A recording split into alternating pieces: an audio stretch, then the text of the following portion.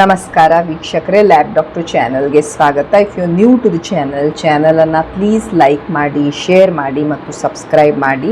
Because ಈ channel ಮುಖಾಂತರ ನಾವು ನಿಮಗೆ ಹೆಲ್ತ್ ರಿಲೇಟೆಡ್ ಇನ್ಫಾರ್ಮೇಷನ್, ಕರೆಕ್ಟ್ ಆದಂಥ ಮೆಡಿಕಲ್ ಇನ್ಫಾರ್ಮೇಷನನ್ನು ಕೊಡ್ತಾ ಇರ್ತೇವೆ. ಸೊ ನೀವು ಚಾನಲನ್ನು ಲೈಕ್ ಮಾಡಿದರೆ, ಶೇರ್ ಮಾಡಿದರೆ, ಸಬ್ಸ್ಕ್ರೈಬ್ ಮಾಡಿದರೆ ನಮಗೆ ಒಂದು ಮೋಟಿವೇಶನ್ ಇರುತ್ತೆ ನಿಮಗೆ ಒಳ್ಳೆಯ ಕಂಟೆಂಟ್ಸ್ ಇರುವಂತಹ ಮೆಡಿಕಲ್ ವೀಡಿಯೋಸನ್ನು ಪ್ರಸ್ತುತಪಡಿಸ್ಲಿಕ್ಕೆ. ಓಕೆ, ಸೊ ಇವತ್ತು ನಾವು ಈ ಗರ್ಭಕಂಠದ ಕ್ಯಾನ್ಸರಿನ ಸ್ಟೇಜಸ್, ಯಾವ್ಯಾವ ಸ್ಟೇಜ್ ಇರ್ತವೆ ಅಂತ ತಿಳ್ಕೊಳ್ಳೋಣ. ಭಾಳಷ್ಟು ಸಲ ಪೇಷಂಟ್ಸ್ ತಮ್ಮ ರಿಪೋರ್ಟ್ಸನ್ನು ಕಳಿಸ್ತಾರೆ, ನನಗೆ ಸ್ಟೇಜ್ 3 ಕ್ಯಾನ್ಸರ್ ಇದೆ, ಸ್ಟೇಜ್ 2 ಕ್ಯಾನ್ಸರ್ ಇದೆ, ಏನು ಹೇಗೆ ಇದು ಸ್ಟೇಜ್ 2 ಅಂದರೆ ಎಲ್ಲಿ ತನಕ ಹೋಗಿದೆ ಅಂತ ಇವೆಲ್ಲ ಕೇಳ್ತಿರ್ತಾರೆ. ಸೊ ಇವತ್ತು ಸ್ಟೇಜಸ್ ಆಫ್ ಸರ್ವೈಕಲ್ ಕ್ಯಾನ್ಸರ್ ಬಗ್ಗೆ ತಿಳ್ಕೊಳ್ಳೋಣ. ಸೊ ನಿಮಗೆಲ್ಲ ಗೊತ್ತಿರುವ ಹಾಗೆ ಗರ್ಭಕಂಠದ ಕ್ಯಾನ್ಸರ್ ಅಂದರೆ ಏನು, ಈ ನಿಮ್ಮ ಯೂಟ್ರಸ್ ಗರ್ಭಕೋಶ ಏನಿದೆ ಅದರ ಈ ಕಂಠ, that is called as cervix. ಈ ಕ್ಯಾನ್ಸರ್ ಬಹಳ ಕಾಮನ್ ಕ್ಯಾನ್ಸರ್ ನಮ್ಮ ಇಂಡಿಯಾದಲ್ಲಿ. ಓಕೆ, ಆ್ಯಂಡ್ ಬಹಳಷ್ಟು ಸಲ ನಮಗೆ ಗೊತ್ತೇ ಆಗಿರೋದಿಲ್ಲ ಈ ಥರದ ಕ್ಯಾನ್ಸರ್ ಆಗೋಗಿದೆ ಅಂತ. ಯಾಕಂದರೆ ಬಹಳಷ್ಟು ಸಲ ಮಹಿಳೆಯರಿಗೆ ಅದರ ಲಕ್ಷಣಗಳು ಪತ್ತೆ ಹಚ್ಚೋಕ್ಕೆ ಆಗ್ತಾನೇ ಇರೋದಿಲ್ಲ. ಅವರು ಇದೇನೋ ಬೇರೆದಿರ್ಬೋದು, ನನಗೇನೋ ಇನ್ಫೆಕ್ಷನ್ ಆಗಿದೆ ಇರ್ಬೋದು, ಇಲ್ಲ ಹೀಟ್ ಆಗಿದೆ ಇರ್ಬೋದು ಅಂತ ಭಾಳಷ್ಟು ಸಲ ನಿಗ್ಲೆಕ್ಟ್ ಮಾಡ್ತಿರ್ತಾರೆ. ಪ್ಯಾಪ್ ಸ್ಮಿಯರ್ ಅಂತೂ ಅವರು ಮಾಡ್ಕೊತಾನೇ ಇರೋದಿಲ್ಲ. ಪ್ಯಾಪ್ ಸ್ಮಿಯರಲ್ಲೇ ನಾವು ಮೊದಲೇ ಪತ್ತೆ ಹಚ್ಚಿಬಿಡ್ಬೋದು ಈ ಮಹಿಳೆಗೆ ಏನಾದರೂ ಗರ್ಭಕಂಠದ ಕ್ಯಾನ್ಸರ್ ಬರ್ತಾ ಇದೆಯಾ ಅಂತ. ಭಾಳಷ್ಟು ಸಲ ಇದನ್ನು ಮಾಡ್ಕೊಳ್ಳೋಕ್ಕೂ ಹೋಗೋದಿಲ್ಲ, ಅವೇರ್ನೆಸ್ಸು ಇರೋದಿಲ್ಲ. ಸೊ ಈ ಗರ್ಭಕಂಠದ ಕ್ಯಾನ್ಸರಲ್ಲಿ ಮಹಿಳೆಗೆ ಯೂಶ್ವಲಿ ಏನಾಗ್ತಾ ಇರುತ್ತೆ, ಈ ಬ್ಲೀಡಿಂಗ್ ಆಗ್ತಾ ಇರುತ್ತೆ. ಸಂಬಂಧ ಮಾಡಿದ ಮೇಲೆ ಅವಳಿಗೆ ರಕ್ತಸ್ರಾವವಾಗ್ಲಿಕ್ಕೆ ಶುರು ಆಗ್ಬೋದು. ಡಾಕ್ಟರ್ ಎಕ್ಸಾಮಿನ್ ಮಾಡಿದ ಮೇಲೆ ನಿಮಗೆ ರಕ್ತಸ್ರಾವವಾಗ್ಲಿಕ್ಕೆ ಶುರು ಆಗ್ಬೋದು. ಓಕೆ, ಸೊ ಪೀರಿಯಡ್ಸ್ ಮಧ್ಯದಲ್ಲಿ ನಿಮಗೆ ಬ್ಲೀಡಿಂಗ್ ಶುರು ಆಗ್ತಾ ಇರ್ಬೋದು, ಅಥವಾ ಏನು ಅದು ಡಿಸ್ಚಾರ್ಜ್, ಅಲ್ಲಿಂದ ಏನು ದ್ರವಗಳು ಬರ್ತಾ ಇದೆ ನಿಮ್ಮ ಯೋನಿಯಿಂದ ಬಹಳ ಸ್ಮೆಲ್ ಬರ್ತಾ ಇರ್ಬೋದು. ನಿಮ್ಮ ಕಾಲೆಲ್ಲ ಊತ ಬರಲಿಕ್ಕೆ ಶುರು ಆಗ್ಬೋದು. ನಿಮ್ಗೆ ಅನಿಸ್ಬೋದು ನಿಮ್ಮ ಈ ತೊಡೆ ಸಂದಿಯಲ್ಲಿ ಶೀತಗಡ್ಡೆಗಳು ಸ್ವಲ್ಪ ಊದ್ಕೊಂಡು ಬಿಟ್ಟಿದ್ದಾವೆ ಅಂತ. ನಿಮಗೆ ಬ್ಯಾಕ್ ಪೇನು, ಸೊಂಟ ನೋವು ಬರ್ಲಿಕ್ಕೆ ಶುರು ಆಗ್ಬೋದು, ಕಾಲು ನೋವು ಬರ್ಲಿಕ್ಕೆ ಶುರು ಆಗ್ಬೋದು, ವೇಟ್ ಲಾಸ್ ಆಗಕ್ಕೆ ಶುರು ಆಗ್ತಾ ಇರಬಹುದು, ಹಸುವೆನೇ ಆಗ್ತಾ ಇಲ್ಲ. ಇವೆಲ್ಲ ಲಕ್ಷಣಗಳು ಮಹಿಳೆಯರಲ್ಲಿ ಬರ್ತಾ ಇರ್ಬೋದು. ಓಕೆ, ಸೊ ಯಾಕೆ ಬರುತ್ತೆ ಈ ಸರ್ವೈಕಲ್ ಕ್ಯಾನ್ಸರ್? ನಾನು ಹೇಳಿದೆ ಮೋಸ್ಟ್ ಕಾಮನ್ಲಿ ಸರ್ವೈಕಲ್ ಕ್ಯಾನ್ಸರಿಗೆ ಕಾರಣ ಅಂತ ಹೇಳಿದರೆ ಈ HPV ವೈರಸ್. ಈ ವೈರಸ್ಸಿಂದ ಈ ಕ್ಯಾನ್ಸರ್ ಬರ್ತಾ ಇರುತ್ತೆ most of the time. Okay, so ಈ ವೈರಸ್ ಹೇಗೆ ಬರ್ತಾ ಇರುತ್ತೆ, ನಿಮಗೆ ಅಸುರಕ್ಷಿತ ಲೈಂಗಿಕ ಸಂಬಂಧದಿಂದ ಬರ್ತಾ ಇರುತ್ತೆ. ಬಹಳಷ್ಟು ಜನ ಪಾರ್ಟ್ನರ್ಸ್ ಇದ್ದರು ಅಂದರೆ ನೀವು ಎಕ್ಸ್ಪೋಸ್ ಆದಾಗ ಈ ರೀತಿ ಬರ್ತಾ ಇರುತ್ತೆ. ಒಂದು ಸಲ ಲೈಂಗಿಕ ಆ್ಯಕ್ಟಿವಿಟಿ ಶುರು ಆಯಿತು ಅಂದಾಗ HPVಗೆ ನಾವು ಎಕ್ಸ್ಪೋಸ್ ಆಗಿಬಿಡ್ತೀವಿ. ಆ್ಯಂಡ್ ಈ HPV ಈ ರೀತಿ ಕ್ಯಾನ್ಸರ್ ಮಾಡುವಂಥ ಸಾಧ್ಯತೆಯನ್ನು ಹೊಂದಿರುತ್ತೆ.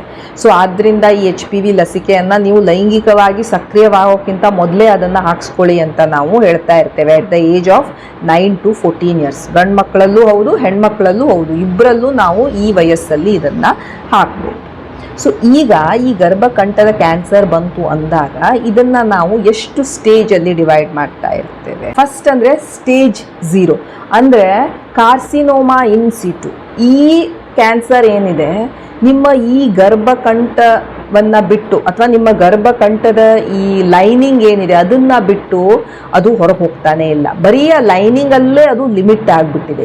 ಇದನ್ನು ಇದೇ ಸ್ಟೇಜಲ್ಲಿ ನಾವು ಪತ್ತೆ ಹಚ್ಚಿಬಿಟ್ವಿ ಅಂದರೆ ನಿಮ್ಮನ್ನು ನಾವು ಆಲ್ಮೋಸ್ಟ್ ಒಂದು 95% ಕ್ಯೂರ್ ಮಾಡ್ಬೋದು. That is called as carcinoma in situ. ನಿಮಗೆ ಪ್ಯಾಪ್ ಸ್ಮಿಯರ್ ಮಾಡಿದಾಗ ನಿಮ್ಮ ಡಾಕ್ಟರ್ ನೋಡ್ತಿರ್ತಾರೆ, ಇಲ್ಲೇನೋ ಸ್ವಲ್ಪ ಜೀವಕೋಶಗಳು ಒಂದು ಸ್ವಲ್ಪ ಚೆನ್ನಾಗಿ ಕಾಣಿಸ್ತಾ ಇಲ್ಲ, ಸ್ವಲ್ಪ ಚೇಂಜಸ್ ಬರ್ತಾ ಇದೆ. ಆವಾಗಲೇ ಪತ್ತೆ ಹಚ್ಕೊಂಡು ಬಿಟ್ವಿ ಅಂದರೆ ಈ ಸ್ಟೇಜಸ್ಸಿಗೆ ಬಹಳ ಒಳ್ಳೆ ಪ್ರೋಗ್ನೋಸಿಸ್ ಇರುತ್ತೆ. That is stage 0, carcinoma in ಸಿಟು ಅಂತ. ಈ ಸ್ಟೇಜಲ್ಲಿ ಪತ್ತೆ ಹಚ್ಚಿದ್ರೆ ನಾವು ಲೇಸರ್ ಟ್ರೀಟ್ಮೆಂಟ್ ಆಗಲಿ, ಕೋನೈಸೇಷನ್ ಆಗಲಿ, ಇವನ್ನೆಲ್ಲ ನಾವು ಅದಕ್ಕೆ ಕೊಡ್ತಾ ಇರ್ಬೋದು. ಸ್ಟೇಜ್ 1ನಲ್ಲಿ ಈ ಸರ್ವೈಕಲ್ ಕ್ಯಾನ್ಸರ್ ಏನಿದೆ ನಿಮ್ಮ ಗರ್ಭಕಂಠಕ್ಕೇನೆ ಲಿಮಿಟೆಡ್ ಇರುತ್ತೆ. ನಿಮ್ಮ ಗರ್ಭಕಂಠದಲ್ಲಿ ಮಾತ್ರ ಇರುತ್ತೆ, ಬೇರೆ ಎಲ್ಲೂ ಹರಡಿರೋದಿಲ್ಲ, ಯೋನಿಗೆ ಹೋಗಿರೋದಿಲ್ಲ, ಸೈಡಿಗೆ ಎಲ್ಲೂ ಹರಡಿರೋದಿಲ್ಲ, ಅಷ್ಟೇ ಆ ಗರ್ಭಕಂಠದಲ್ಲಿ ಮಾತ್ರ ಇರುತ್ತೆ. That is called as stage 1 cervical cancer. So ಈ ಸ್ಟೇಜಲ್ಲಿ ನಾವು ಏನು ಟ್ರೀಟ್ಮೆಂಟನ್ನು ಕೊಡ್ತಾ ಇರ್ತೇವೆ, ಈಗ ಟ್ರೀಟ್ಮೆಂಟ್ ಡಿಪೆಂಡ್ ಆಗತ್ತೆ ಏಜ್ ಎಷ್ಟಿದೆ, ಮುಂದೆ ಮಕ್ಕಳು ಮಾಡ್ಕೊಳ್ಳುವಂಥ ಪರಿಸ್ಥಿತಿ ಇದೆಯಾ, ಇವೆಲ್ಲವನ್ನ ನೋಡಿಕೊಂಡು ನಾವು ಟ್ರೀಟ್ಮೆಂಟನ್ನು ಪ್ಲ್ಯಾನ್ ಮಾಡಬೇಕಾಗತ್ತೆ. ಯೂಶ್ವಲಿ ಇಲ್ಲಿ radiotherapy, chemotherapy and surgery involve ಆಗಿರುತ್ತೆ ಈ ಸ್ಟೇಜಲ್ಲಿ. ಸ್ಟೇಜ್ ಟೂ ಅಲ್ಲಿ ಅದು ಗರ್ಭಕೋಶವನ್ನು ಬಿಟ್ಟು ಬೇರೆ ಕಡೆ ಹರಡಿದೆ. ಓಕೆ, ಇದು ಏನಾಗಿತ್ತು, ಫಸ್ಟಲ್ಲಿ ಬರೀ ಗರ್ಭಕಂಠಕ್ಕೆ ಮಾತ್ರ ಇತ್ತು. ಈಗ ಗರ್ಭಕಂಠದಿಂದ ಅಲ್ಲಿ ಹತ್ತಿರದಲ್ಲಿ ಇರುವಂತಹ ಏನೇನು ಅಂಗಾಂಗಗಳಿದೆ, ಅಂದರೆ ನಿಮ್ಮ ವಜೈನಾದಲ್ಲಿರ್ಬೋದು, ಸೈಡಿಗೆ ನಿಮ್ಮ ಈ ಗರ್ಭಕಂಠದ ಸುತ್ತಲೂ ಇರುವಂತಹ ಆರ್ಗನ್ಸ್ ಇರ್ಬೋದು, ಅಲ್ಲೆಲ್ಲ ಹರಡಕ್ಕೆ ಸ್ಟಾರ್ಟ್ ಆಗುತ್ತೆ. That is stage 2 cervical cancer. ಈ ಸ್ಟೇಜ್ 2 ಅಲ್ಲಿ ನಮಗೆ ಮೇನ್ಲಿ ಏನಿರುತ್ತೆ, ನಾವು ರೇಡಿಯೇಷನ್ನು, ಕೀಮೋಥೆರಪಿ ಇವೇ ನಮಗೆ ಮೇನ್ ಫಾರ್ಮ್ ಆಫ್ ಟ್ರೀಟ್ಮೆಂಟ್ ಇರ್ತವೆ. ಕೆಲವೊಮ್ಮೆ ಈವನ್ ಸರ್ಜರಿಯನ್ನು ಸಹ ನಿಮ್ಮ ಡಾಕ್ಟರ್ ಅಡ್ವೈಸ್ ಮಾಡ್ತಾರೆ.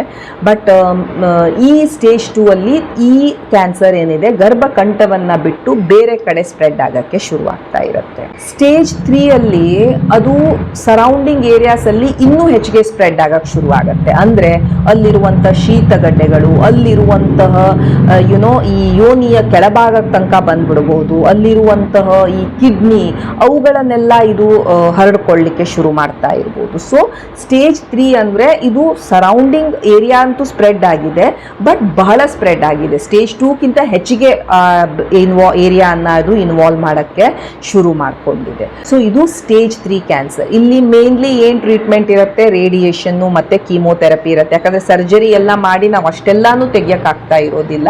ಸೊ ಮೇನ್ ಟ್ರೀಟ್ಮೆಂಟ್ ಇರುತ್ತೆ, mainly it will be radiation and chemo ಇರುತ್ತೆ. ಆ್ಯಂಡ್ ಸ್ಟೇಜ್ 4 ಅಂದರೆ ಈ ಗರ್ಭಕಂಠವನ್ನು ಬಿಟ್ಟು ಅದು ಬೇರೆ ಕಡೆ, ಅಂದರೆ ನಿಮ್ಮ ಫುಫುಸದಲ್ಲಿ ಹೋಗಿದೆ, ನಿಮ್ಮ ಲಿವರಲ್ಲಿ ಹೋಗಿದೆ, ಇಲ್ಲೆಲ್ಲ ಕಡೆ ಹೋಗಿ ಕುತ್ಕೊಂಡು ಬಿಟ್ಟಿದೆ, ಮೆಟಾಸ್ಟೆಸಿಸ್ ಆಗಿದೆ. Okay, that is stage 4. Stage 4 ಅಂದರೆ ಆ ಜಾಗ ಬಿಟ್ಟು ಬೇರೆ ಎಲ್ಲ ಕಡೆ ಹೋಗಿಬಿಟ್ಟಿದೆ. Okay, so that is the last stage. ಆ ಸ್ಟೇಜಲ್ಲಿ ನಾವು ಹೆಚ್ಚಿಗೆ ಏನೂ ಮಾಡೋಕ್ಕಾಗೋದಿಲ್ಲ ಪೇಷಂಟಿಗೆ. ಸಿಂಪ್ಟೊಮ್ಯಾಟಿಕಲಿ ಅವ್ರಿಗೆ ಏನೇನು ಲಕ್ಷಣ ಇದೆ ಲಕ್ಷಣಗಳನ್ನು ಟ್ರೀಟ್ ಮಾಡ್ತೀವಿ. ರೇಡಿಯೇಷನ್ನು, ಕೀಮೋಥೆರಪಿ, ಟಾರ್ಗೆಟೆಡ್ ಥೆರಪಿ ಈ ಥರದ ಟ್ರೀಟ್ಮೆಂಟನ್ನು ಮಾಡ್ತಾ ಇರ್ಬೋದು. ಯಾಕಂದರೆ ಸರ್ಜರಿ ಎಲ್ಲ ಮಾಡಿ ನಾವು ಎಲ್ಲವನ್ನು ತೆಗಿಲಿಕ್ಕೆ ಆಗ್ತಾ ಇರೋದು. That is about stage 4 of cervical cancer. Cervical cancer ಅಥವಾ ಗರ್ಭಕಂಠದ ಕ್ಯಾನ್ಸರ್. ಸೊ ಇದು ಒಂದು ಗರ್ಭಕೋಶ, ಇದು ಯೋನಿ, ಅಂಡ್ ಇಲ್ಲಿರುವಂಥದ್ದು ಗರ್ಭಕಂಠ. ಸೊ ಈ ಗರ್ಭಕೋಶದ ಓಪನಿಂಗ್ ಏನಿರುತ್ತೆ ಇದನ್ನ ನಾವು ಗರ್ಭಕಂಠ ಅಂತ ಹೇಳ್ತಾ ಇರ್ತೀವಿ. ಇಂಗ್ಲಿಷಲ್ಲಿ ಇದನ್ನ ಸರ್ವಿಕ್ಸ್ ಅಂತ ಹೇಳ್ತಾ ಇರ್ತೀವಿ. ಸೊ ಇಲ್ಲಿಯ ಕ್ಯಾನ್ಸರ್ ಅನ್ನ ನಾವು ಸರ್ವೈಕಲ್ ಕ್ಯಾನ್ಸರ್ ಅಂತ ಹೇಳ್ತಾ ಇರ್ತೀವಿ. ಸೊ ಇದು ಒಂದು ನಾರ್ಮಲ್ ಸರ್ವಿಕ್ಸ್. ಓಕೆ, ಸೊ ಇಲ್ಲಿ ನೀವು ನೋಡ್ಬೋದು ಸ್ಟೇಜ್ 1 ಹೇಗೆ ಈ ರೆಡ್ ಕಲರ್ ಕ್ಯಾನ್ಸರ್ ಏನಿದೆ ಈ ಜಾಗದಲ್ಲಿ ಮಾತ್ರ ಅದು ಲಿಮಿಟೆಡ್ ಇದೆ. ಸ್ಟೇಜ್ 2 ನೀವು ನೋಡ್ಬೋದು ಇಲ್ಲಿಂದ ಅದು ಸೈಡಿಗೆಲ್ಲ ಸ್ವಲ್ಪ ಸ್ಪ್ರೆಡ್ ಆಗ್ತಾ ಇದೆ. ಸ್ಟೇಜ್ 3 ಅಲ್ಲಿ ಏನಾಗಿದೆ ಇದಕ್ಕಿಂತ ಹೆಚ್ಚಿಗೆ ಸೈಡಿಗೆಲ್ಲ ಸ್ಪ್ರೆಡ್ ಆಗ್ತಾ ಇದೆ. ಕಿಡ್ನಿಗೆ ಎಲ್ಲ ಸ್ಪ್ರೆಡ್ ಆಗೋದು ಅಥವಾ ಅಲ್ಲಿರುವಂಥ ಶೀತಗಡ್ಡೆಗಳಿಗೆ, ಹತ್ತಿರದಲ್ಲಿರುವಂಥ ಶೀತಗಡ್ಡೆಗಳಿಗೆಲ್ಲ ಹೋಗೋದು. ಆ್ಯಂಡ್ ಸ್ಟೇಜ್ 4 ಅಲ್ಲಿ ಅದೇನಾಗುತ್ತೆ, ಈ ತನ್ನ ಜಾಗವನ್ನ ಬಿಟ್ಟು ಪುಪ್ಪುಸಕ್ಕೆ ಅಥವಾ ಬೋನ್ಸಿಗೆ ಬೇರೆ ಕಡೆ ಎಲ್ಲ ಹೋಗ್ಬಿಡತ್ತೆ. So that is called as stage 4 cervical cancer. Thing explained here.